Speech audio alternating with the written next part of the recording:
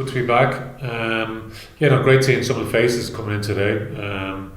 Guys are out there testing away, which is great to see. So, guys have seemed to have turned up in very good condition from the naked eye. So we'll see what the numbers tell us.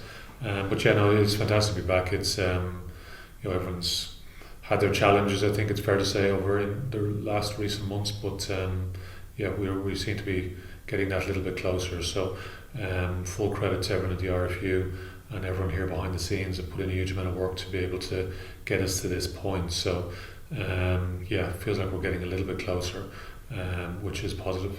I think having gone through so many fitness tests myself over the years, you get to understand, I think, what that's like, and as many times as you can do some of those, particularly the running tests, as many times as you do them, you still have the same nerves and butterflies.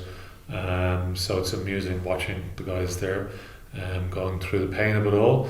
But yeah, no, as I said, they've come back in good shape from, as I said, from what we can see at least. It's fantastic to see the faces.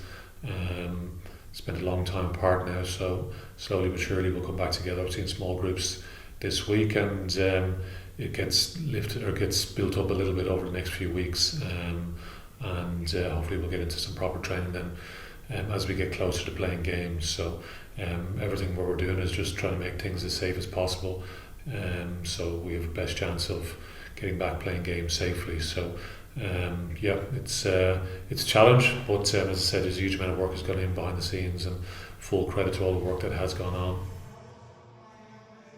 For the professional players coming back in, with guys to be enrolling from the operations point of view, Charlie Higgins, Killian Reardon from a sort of strength and conditioning, and making sure that the players are equipped, that they've been equipped. So getting all the gym gear out to them when lockdown came about, programming all the guys, staying in contact with all the players, and then obviously trying to reverse our way out of lockdown to get all the gear back then. So the place looks great there.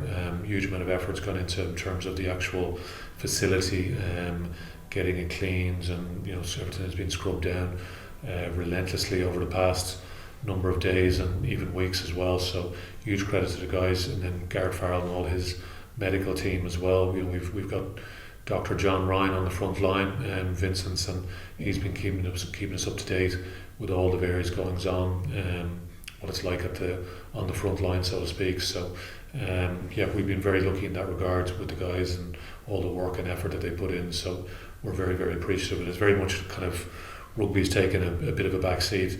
The coaches have been in contact with various different methods of Zoom and Microsoft Teams over the course of the whatever 12 weeks it's been, but it's really, I think it's from an operation point of view, and the backroom team have really I suppose taken on more of the most responsibility, so credit to all those guys.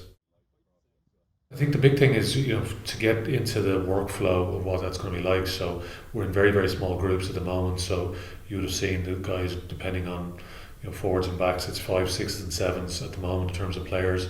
So we've 8 different groups, and that'll get built up next week, where those 8 groups will more than likely become 4 groups, and so we're changing in line, I suppose, with government guidelines as well, and obviously the RFU are in communications there all the time. So we're being very much guided by that, trying to make sure that the environment is as safe as possible. All the various different monitoring and screening that needs to take place is going to be important for us. So if something were to happen, we're able to shut things down quite quickly. But yeah, we're just taking it step by step, very baby steps at the moment. And as I said, as we get closer to playing games, then we can start to ramp up a bit close to what a game is going to look like, into lead into that start date of the 22nd of August. So we do have some time to be slow and gradual. But on the flip side, it won't be too long before it comes around as well. So we're all very, very excited about that prospect. Sport in general has had its significant challenges during this period. So slowly but surely we're getting there. It's nice to see all the sports back up and running to various different levels. When you see some of the soccer in the UK, it's been great seeing Super Rugby and with crowds. So that's the opposite end of the spectrum. So seeing crowds in those games going off well.